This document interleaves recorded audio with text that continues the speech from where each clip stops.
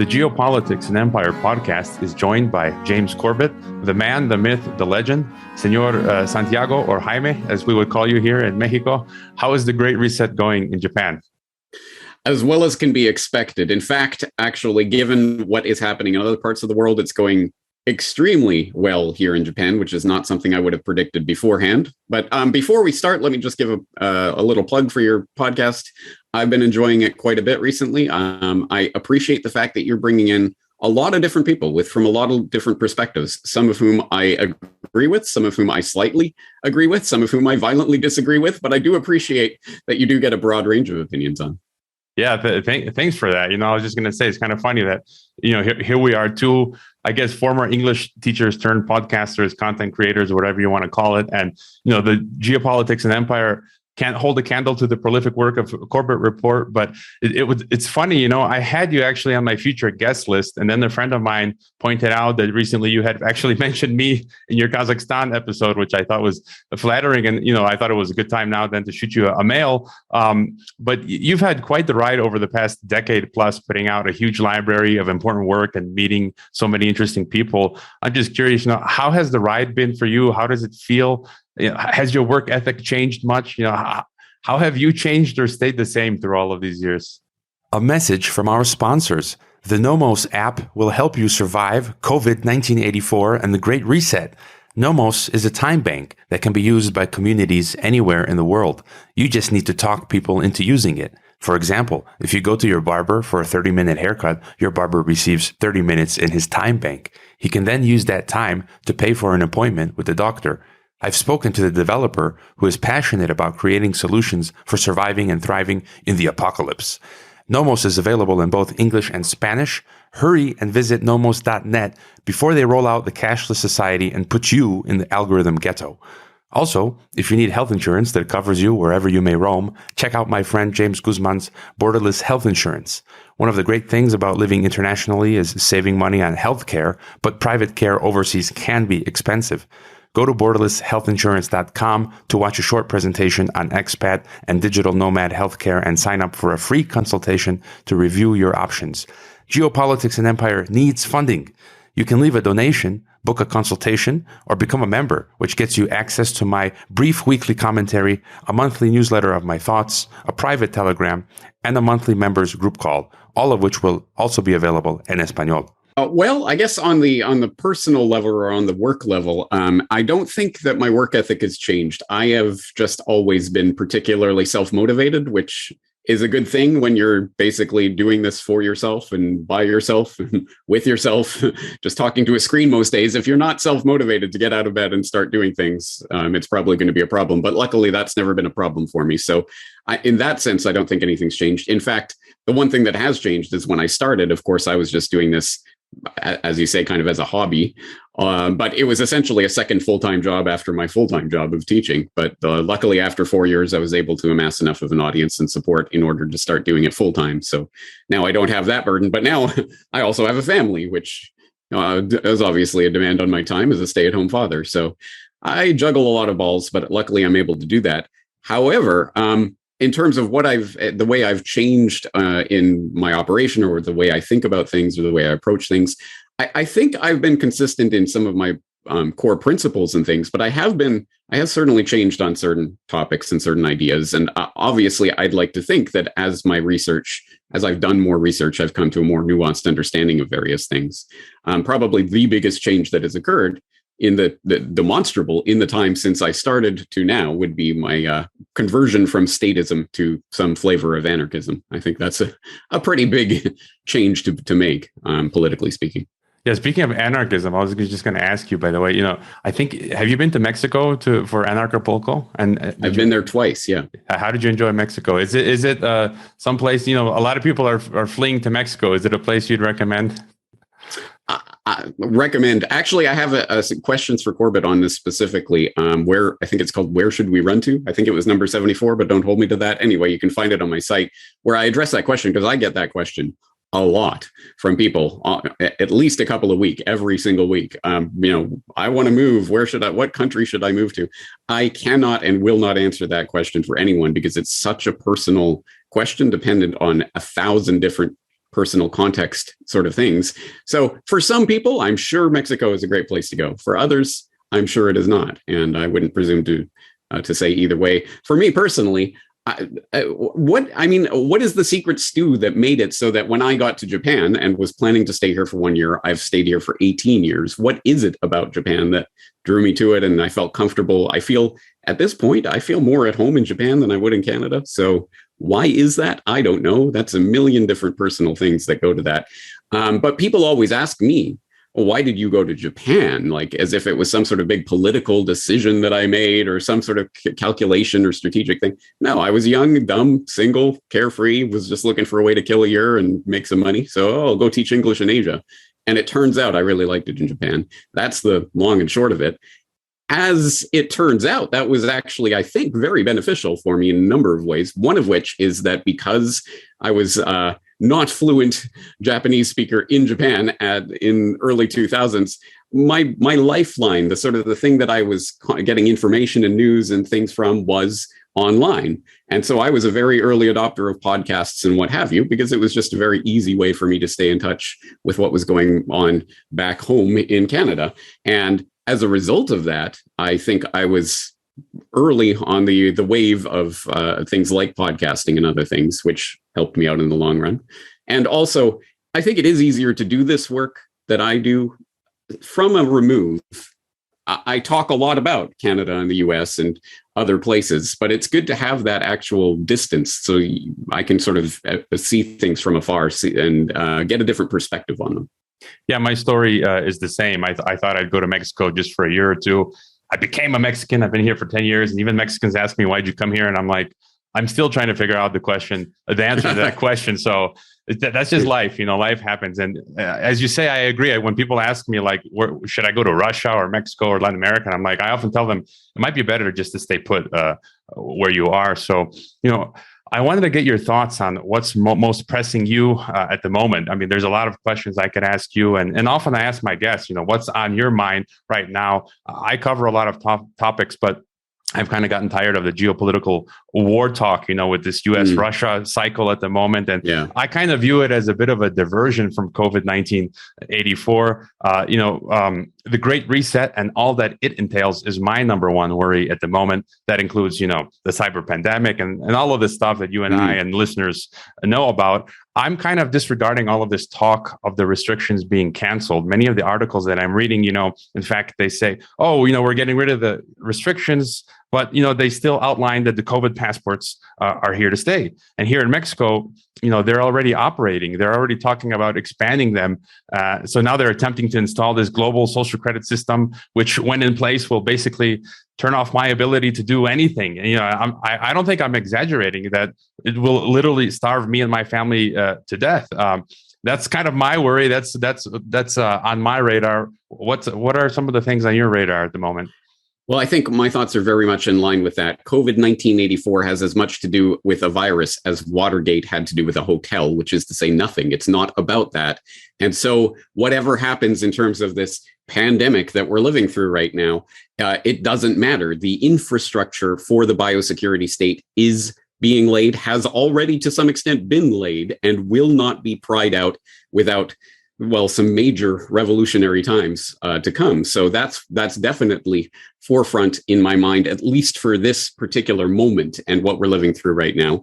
And I have always and will always cite one of the writers and thinkers that helped me to not understand this, but to articulate it was Giorgio Agamben, who was the one from whom I got that term biosecurity. And he formulated it very simply and very precisely in a very articulate way early on. And I think he definitely saw where this was going from a very early stage. So for people who don't know about Giorgio Agamben, he wrote he's an Italian philosopher. He's written about states of emergency and how they are used to override constitutions and other things, which basically, I think, shows that the governance paradigm that we live under is not really what we think it is and can change at a moment's notice, as we have seen. And he's really articulated what this is and where it's going, and the fact that this is a new governance paradigm for the planet. For example, when he did an interview in May of 2020, so very early on, called Polemos Epidemios, where he said an epidemic, as is suggested by its etymological roots in the Greek term demos, which designates the people as a political body, is first and foremost a political concept.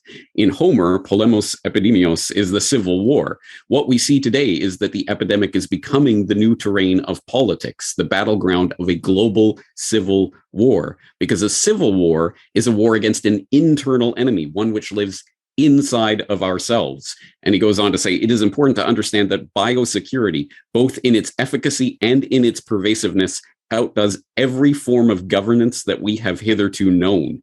As we have been able to see in Italy, but not only here, as soon as a threat to health is declared, people unresistingly consent to limitations on their freedom that they would never have accepted in the past.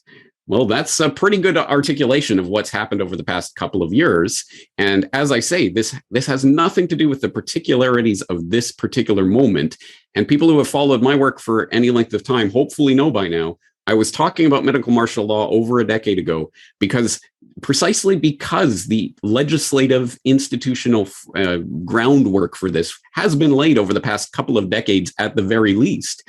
So this particular thing is being used as the moment, okay, let's pull the trigger on this. But the gun was already loaded and ready to go. And it didn't take a crystal ball to see where this was going. This is the new governance paradigm for the planet, for at least until the next one comes along. We went from the homeland security state of the early 2000s into the biosecurity state without missing a beat.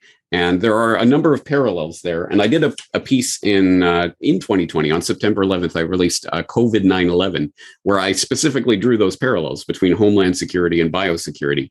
And you can look at some very specific examples. I believe it was the Clear Health Pass was something that was started in 2002, 2003, something like that, as part of the screening process at airports before the homeland security state and screening for terrorism and what have you.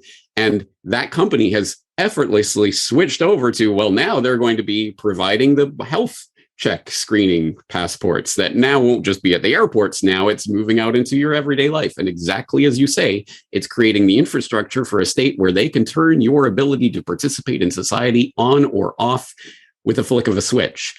So I guess what I see coming is, in the very near term, yes, all of this vaccine health passport is just the fig leaf for the implementation of the digital ID system, which will then be used and forwarded through social credit scores and the central bank digital currency, which is what I see as the midterm. In the next 5 years, we are going to start seeing the implementations of CBDCs in various countries, which will be directly controlled by central banks. They will be able to algorithmically control money itself, so that if they want to impose limits, for example, we need to quarantine this city. So your CBDC wallet will no longer work if you leave the city, and we have your GPS because it's on your smartphone. So we know where you are. We know who you're transacting with. We know what you're buying at every moment that you're buying it. We can allow or disallow that transaction. That is the nightmare in the midterm. And then long term, unfortunately, within the next decade, I do see hot war, geopolitical war, as a very real possibility.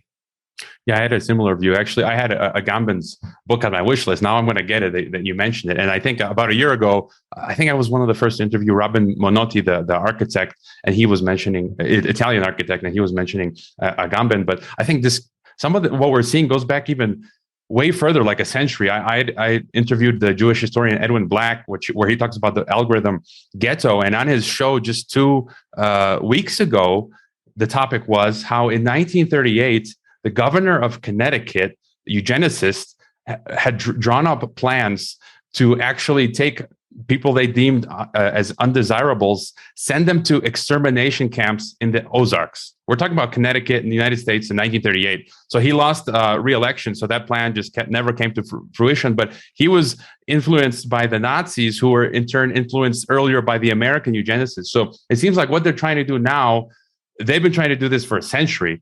And it's insane. And as you say, a lot of people say I'm too pessimistic or cynical, but I don't see this going away. Like, we're in it. They're laying the infrastructure.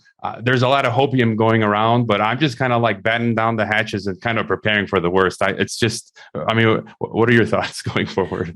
Yes, I agree. We should not be taking this lightly. And I just, as we're recording this, I wrote an editorial just the past weekend called Do Not Go Back to Sleep. This is not the end, because I see the same sort of rhetoric going around, people celebrating, yay, they're rolling back the restrictions. Yes, okay, let's be happy about the steps that are being taken in the right direction, but we may be winning certain battles. We are not winning this war, not by a long shot, not yet. So there's a lot more work to be done. On that note that you mentioned about the sort of the historical context for this and stepping back and looking at the bigger picture of where this is coming from and the ideology behind it, I think that's extremely important to be able to understand that this is not just the happenstance incompetent boobs bumbling their way through a response to this thing that came up. Oh, what are we going to do? No, this is part and parcel of a plan that is in line with an ideology that has been pervasive, at the very least, demonstrably for over a century now. And I tried to tie that history together in my How and Why Big Oil Conquered the World documentary, where essentially what I see is the early iteration of this philosophy, ideology, guiding principles of the oligarchs.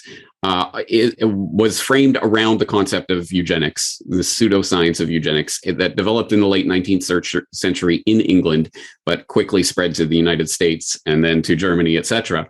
But of course, after World War II and all of that, well, we can't really claim to be eugenicists anymore. It's kind of got a dark, we don't want to have those connotations. So we have to take it underground. And the American Eugenics Societies and others explicitly said we need to start crypto eugenics. You had Julian Huxley, the founder of UNESCO, writing in the founding document of UNESCO, we need to make eugenics policies thinkable again.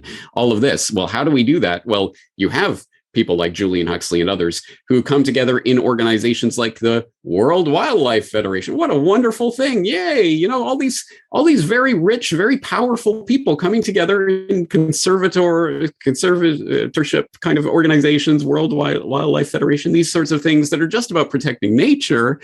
And then we get the next iteration of the eugenics ideas, which was reformulated as population control to save the planet, and population control in every sense, not just in terms of numbers and controlling fertility and sterility and what have you, but also controlling the population and what they can do and what they're allowed to do.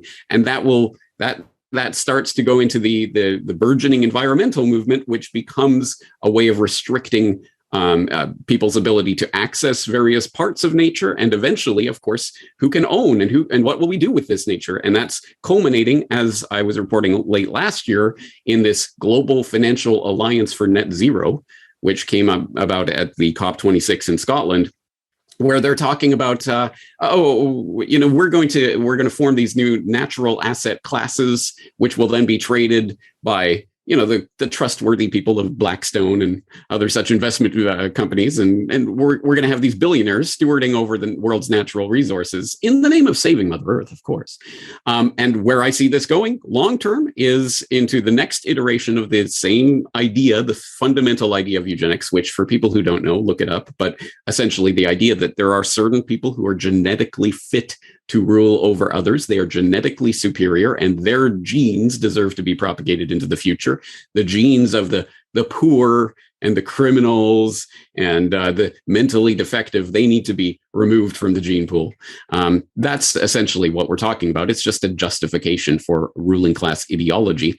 But the long term, the next stage of that is going to be transhumanism. And that sounds absolutely crazy to the average person, as it should. But don't talk to me or to the average person, talk to Klaus Schwab and, the World Economic Forum, the Fourth Industrial Revolution, talking about the merging of our digital, biological, and physical identities, the brain chips, and all these crazy ideas that, again, it's not James Corbett talking about, it's Klaus Schwab and his cronies talking about these ideas that are coming, that will be tied into the central bank digital currencies and the digital IDs and the social credit scores and the vaccine passports, which for some reason they're calling green passes in country after country. I wonder if there's some carbon credits that are coming in the future. You'll have a carbon allowance that you'll be allowed to spend each month, which ties into technocracy, which is an entire other idea, which ties very nicely into the eugenics story that I'm painting here, where literally it was a plan to structure the economy not around dollars and cents or pesos or yen, but around joules of energy. And you will be allotted a credit of energy each month by the technocratic rulers of the technate who rule over you, and they will allow you to spend a certain amount of energy each month. So products and services that you buy will be priced in units of energy, and this will all be balanced by the scientists and engineers who know best for you. Again, all of this fits together, and to anyone who doesn't understand or doesn't know any part of what I just talked about, that just sounds like I just verbally diarrheaed all over the place for the last couple of minutes. But when you start to know all of the pieces of that puzzle and how they fit together, it is absolutely breathtaking. And that is the reason why people like yourself know that whatever little rollbacks we're getting on this or that mandate here and there is not the end of this battle.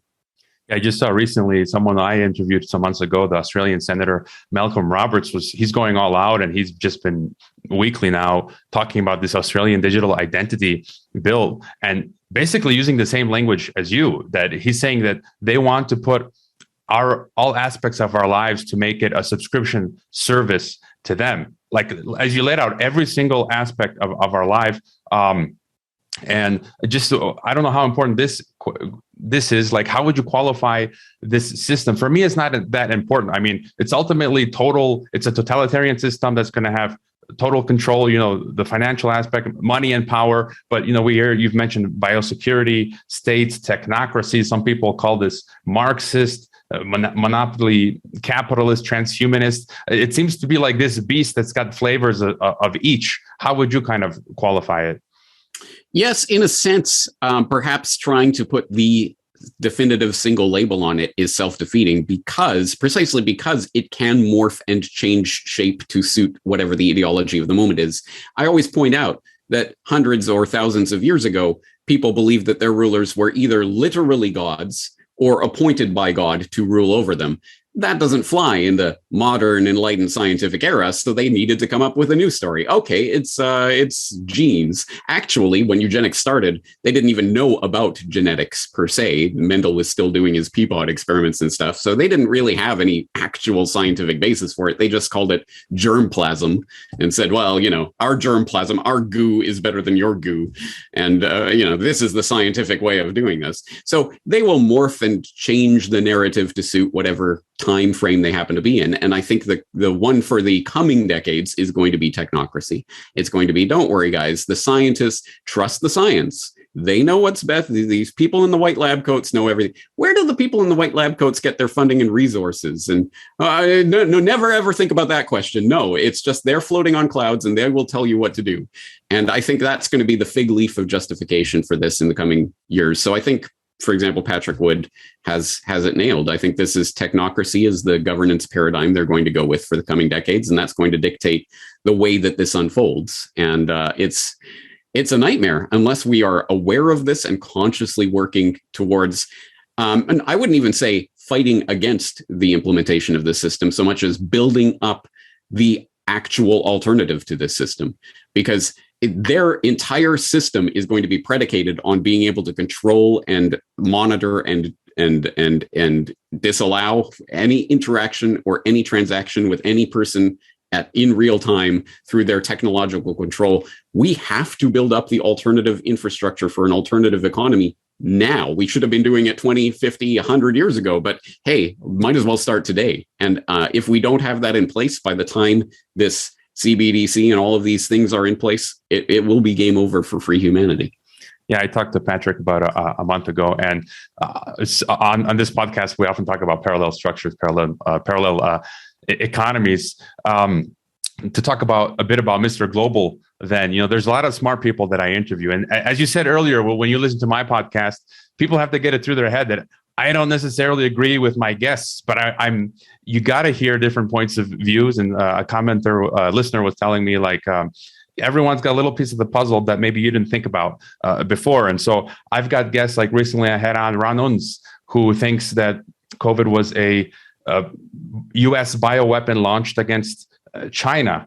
right before that, I spoke to Jeff Nyquist, who thinks it's a Chinese-Russian bioweapon launched against the U.S. And the West. And then before that, I had the Dutch academic Kees van der Pijl, who wrote the fantastic book States of Emergency. And I think I agree with him where I think we're seeing, and other people that I've talked to, like Michael Rechnewald as well, that point out the same, that we're seeing factions of ruling elites in all nations. They have some sort of a global network where they're working together, because how else can you explain all nations from Mexico to Kazakhstan, where I used to live, to everywhere applying the same measures? And so, I mean, what are your thoughts on, what do you think is going on? Is there this one global power structure that's infiltrated all nations? Yes, essentially, yes, to a certain extent. So let me clarify that. But let me say I have listened to all three of those conversations. And although I disagree to some extent with all of them, I certainly agree the most with Van der Pijl. Was that his name? Yeah. He was more in line with the way I'm thinking about this. Although I tend to disagree with his economic framing and what have you. But yes, clearly this is more than a nation state 2D chess game that's being played right now. And so for people who are interested in this, I have talked at length a number of times about the concept of 3D chess geopolitically. I'm sure this is not a new concept to people by this point in 2022. But essentially, no, I do not think that the nation states warring against each other is the entirety of the game, so to speak. I think it is part of the game, but I think there are forces and bodies that clearly and demonstrably over the past couple of years are enacting an agenda across nation state borders.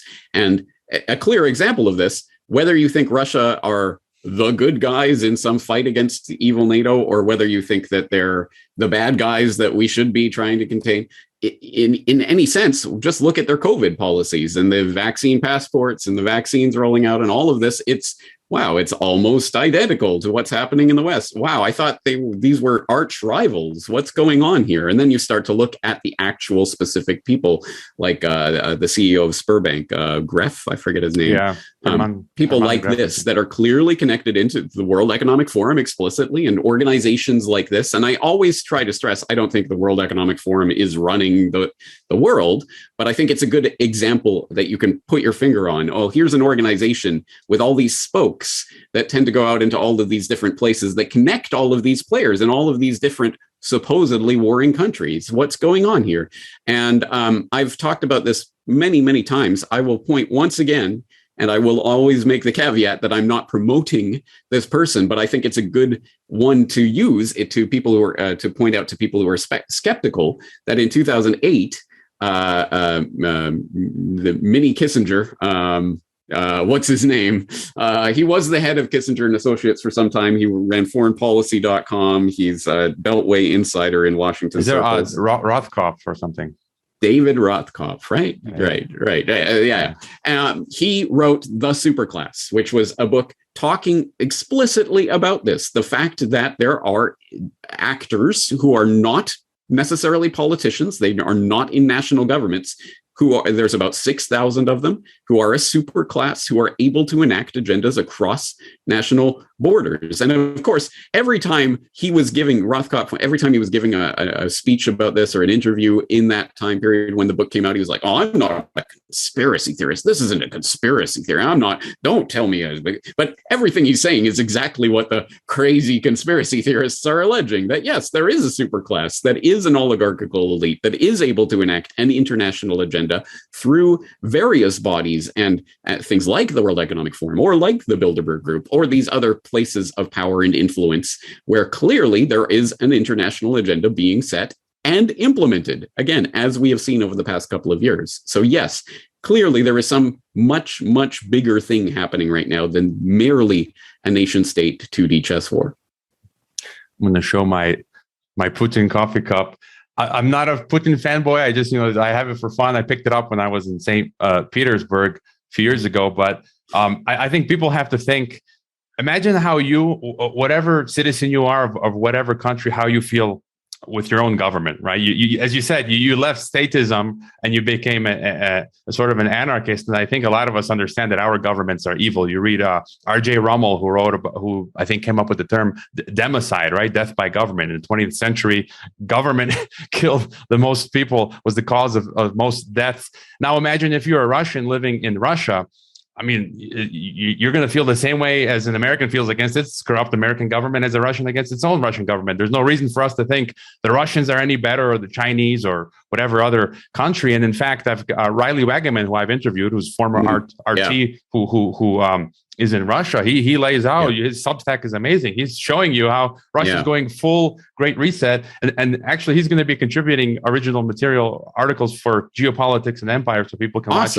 Good. He's doing good work. Let me put in a plug for him. I agree. I think it's incredibly important to see it from that perspective, because it can be easy for someone in America or somewhere else to look at, oh, well, Putin's such a great leader and it's easy to say that when you're not actually in Russia, beholden to the Russian system. Oh, the Russian vaccine passports are just so much better than the American version. Like, what's going on? No, clearly, it's important to keep that perspective in mind, that we should not be idealizing. Or then the other flip side of that, of course, is that it's not like I'm saying, oh, we should go in and invade Russia to free them from Putin. That's the wrong way of thinking about it. So I'm trying to bring up, these are some of the big questions for me as we've been discussing, and war also, which you mentioned that you think coming, where are we now? 2022, that, towards 2030, you see war.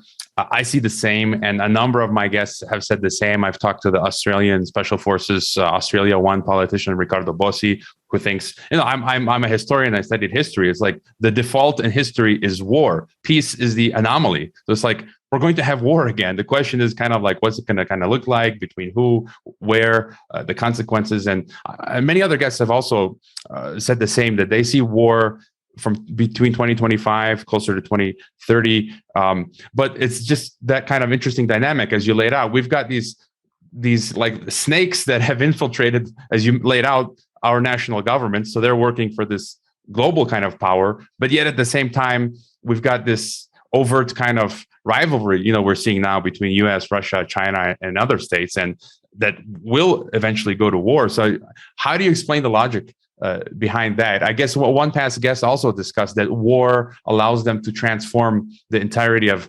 society as well, so they can use that very much to their advantage. So what are your thoughts about war in the future? All right. So I sometimes tend to just say that I'm not a cartoon conspiracy theorist where I think there's one group that controls everything and they all meet in a smoky room. But let's lay that out in detail. It's not like there is a thing called the elite, and you get your membership card to the elite, and along with that, you get the plan. And here is the plan, and here's what's going to happen, and here's what you have to do with this. Does anyone think that's how it works? I certainly don't.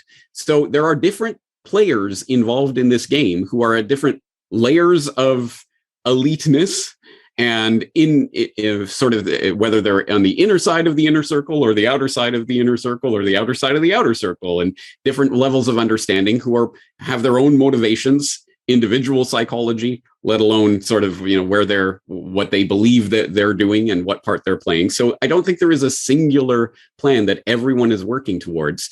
So there is a 2D chess game. That is part of what is happening right now. And there are nation states that do have militaries. And I have no doubt that a lot of people in the militaries of their respective nation states are on board with the idea of the 2D chess war. And they really do see it in those terms. And they really are working towards containing, if not eradicating, the enemy in the simplistic terms, etc.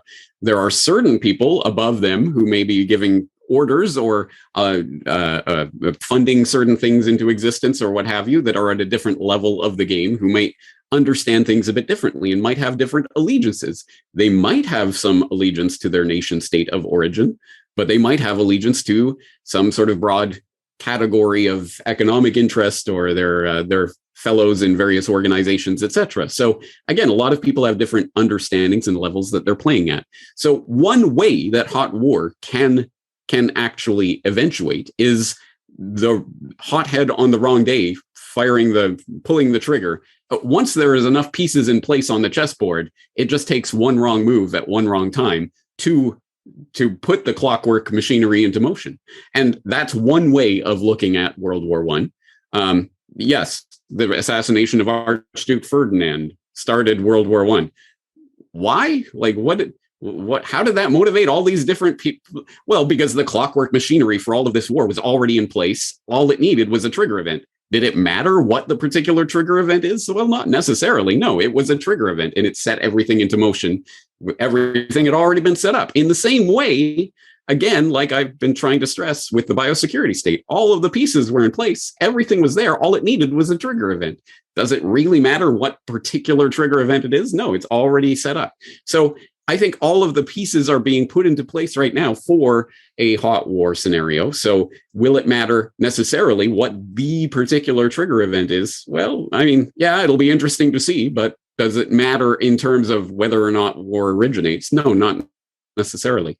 My bigger sort of perspective on this, because people say, well, okay, if they're both sides are controlled by the same people, and again, I think that might be a bit too simplistic way of putting it, but why would they need war at all if they control everything? Well, again, I don't think they control everything. And besides, the point of war has always been to get land and resources. I mean, these are the geopolitical imperatives throughout history, right? But at this stage, the war is not against Russians or Chinese or Iranians or what have you. It is against the people, the free people of the world. That is what we're talking about. In this ideology that we're talking about, the ideological battle of eugenics or transhumanism or whatever way it's being framed in our current time frame, the real war is against the people. It's governing structures that want to consolidate power over more and more people. How can they best do that? War might be a way to do that, to consolidate control, because one of the automatic effects of any wartime is everyone rallies around the flag and supports, okay, we'll do what you say. Obedience becomes immediate and almost universal, which is certainly helpful, especially during times of incredible geopolitical, economic, societal chaos, uncertainty. A lot of things can happen. Clearly, there are some real revolutionary forces that are happening right now, and it's starting to manifest as, for example, the Freedom Convoy in Canada. Whatever you make of that, that is an expression of people calling out, no, this has to change. Something is really wrong here. And what's a good way to get people in line? Look at what Russia is doing. Okay, now everybody, we have to go. So that's one way of framing this. But that's why I actually did a piece on how will World War III be fought a year or two ago, in which I answered that question. I was talking about some of the technology for warfare that has really changed what warfare will look like in the future. In the same way World War I looked nothing like war of the 19th century, World War II looked nothing like World War I. World War III will not look anything like World War II. But the actual answer is that World War III is already happening. It is a war of the governments of the world against their own populations. And in that war, that's the game for all the marbles. So one way of envisioning 2D chess taking place in this 3D chess universe, 2D chess war, is 1984. You have Oceania, you have Eurasia, you have East Asia, and they're always at war, or at least we're told we're at war with Eurasia. No, East Asia. Oh, I got to check the newspaper. Oh, it says Eurasia. Okay, I guess we're at war with them today. And there's bombs dropping down, and we're being told it's, well, I guess it's Eurasia. We're at war with Eurasia now. Okay, it must be them, I guess. I don't know. Anyway, we're at war, so we have to just do what the government tells us. That's one way of thinking about this. Obviously, I don't mean it in that literal a sense. There will be real bombs dropping in the event of real hot war, and they will really kill people. But the idea that this is being waged simply at that 2D level, and that it's about a nation state versus a nation state rather than control of the general population, I think we have to get out of that mindset of thinking of it at that nation state level.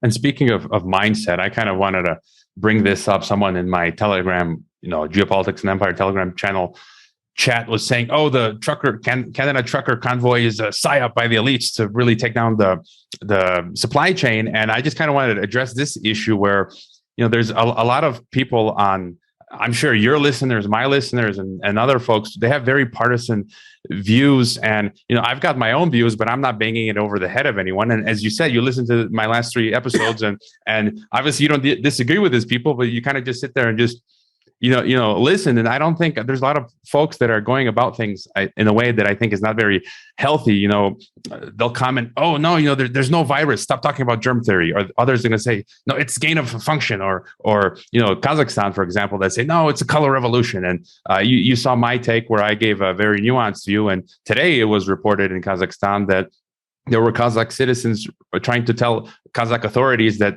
they're seeing terrorists and armed groups like months before what was happening. That lends credence to the idea that, maybe it was a false flag or an internal coup. And so what would you say? I think, it's like, bro, chill. We have to be a bit more respectful and nuanced. And there's a lot of people that are just angry, hateful. Yeah. And, what are your thoughts on this needing to have this? I know what you're saying. There's a couple of different things I'd like to say about that. One is never, ever, ever take at face value interactions that you have online with avatars that you don't see and don't know, because we know 100%, we know that there are armies of social media bots that are being run by militaries and intelligence agencies around the world, documented on the record. I did a podcast on that a couple of years ago, the weaponization of social media. People can check into for the documented.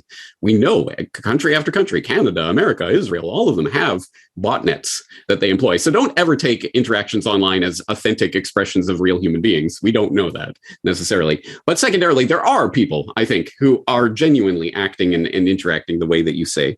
And here's the way I would frame this. So think about, all right, so I play a bit of guitar, and imagine you're learning guitar and you know 3 or 4 chords, and someone teaches you a new chord. Oh, here's a B7. Woo, B7, awesome. So what do you do as the sort of, you're trying to figure out how to play and what to do. And so now you've got this new chord. So now you tried to put B7 in every song and everything you play. Hey, I'm going to use this B7 chord. Wow, look at this chord, right? I mean, I understand, and it's a natural part of growing. So unfortunately, as we know, not everyone is intellectually firing on all cylinders, and not everyone's a deep researcher or deep thinker or what have you. And a lot of people who were just sort of the mainstream masses who would just consume CNN 20 years ago now realize at the very least, okay, CNN's wrong. And so they start to learn about false flag operations and PSYOPs and these kinds of things. And so it's like teaching someone the B7 chord. Okay, B7. So now they're going to play that chord every single time. It's a PSYOP. It's a PSYOP. It's a false flag. Because it's the one thing that they know how to do. And, let's particularize this to the Freedom Convoy thing. If people go again and read that editorial I talk about, do not go back to sleep. This is not the end. Of course, I acknowledge, absolutely, this can go wrong in a lot of different ways, but it always can. You can't think of any freedom movement or protest or anything that could not be co-opted, could not be corrupted, could not be used for an ulterior agenda. So let's think. Truckers. And now suddenly truckers have become synonymous with this freedom movement, and it's all the truckers. And now we're starting to see people in America and Australia and other places talking about truckers, and we'll have a trucker freedom convoy. It's all about trucker, which is a weird way of particularizing this. No, it's actually about the broader question of mandates and freedom and what have you. Why is it being particularized to truckers? Well, one way that could play out, what do we know has already been tested and is already being implemented in various ways.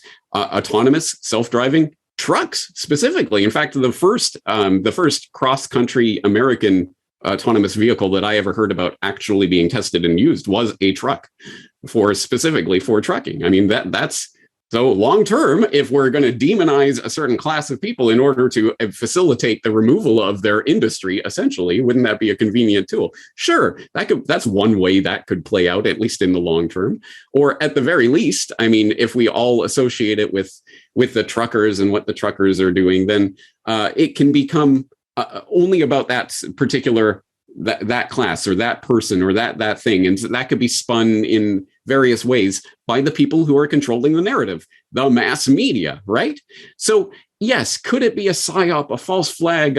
We're going to implant some protesters with Nazi flags and Confederate flags and As people in Canada, of course, they're always marching with Confederate flags, right? That's so natural. Of course, they'll plant provocateurs and all sorts of things, as we know they have done. 2007 SPP protests in Montebello, Quebec. They were caught. The Quebec provincial police, the Sûreté de Quebec, put in agent provocateurs to go in there, threatening the police line with rocks in their hands in order to promote a police response. They got called out, but it happens, absolutely. And it can happen and presumably will happen in any movement of any size and importance. So what's the point of this? There are clearly, genuinely, hundreds of thousands, if not millions of people in Canada energized and talking about the freedom mandates. Not every one of them is an agent provocateur. I'm sure there are many people, Canadians in the crowd listening to this, who know genuine people, or they themselves genuinely support what is happening here and the idea and freedom, mandate freedom. Yay, I'm behind this idea. So it's up to us to put that message out there and to expose the false flags and psyops and the way that they will try to spin it into some other narrative. It is not up to us to sit there and wait for the CBC and the CTV and other mainstream outlets to please report this in the way we want you to report it. That's not their job. At the end of the day, you're not their boss. So we have to be that. And for this brief sliver of time, think of the vast expanse of human history. For the last 20 or so years, it has been genuinely feasible for some no-name in Japan sitting in his living room to reach tens of thousands, hundreds of thousands, occasionally millions of people with a message so that we can put our own spin on things and say, no, it isn't that. It's this. We can actually direct this narrative. It is, in some ways, the most exciting time in all of human history. And we are not spectators to what's happening. And we're not on the sidelines analyzing and just, B7, false flag, psyop, false flag. No, we are actually people who can make a difference to this world-changing historical narrative that is playing out right now. And we can tell that story for ourselves. We don't have to wait for them to do it. It's an exciting time to be alive. It's an incredibly dangerous time. There's all sorts of things that can happen. But at any rate, we have a part to play in this.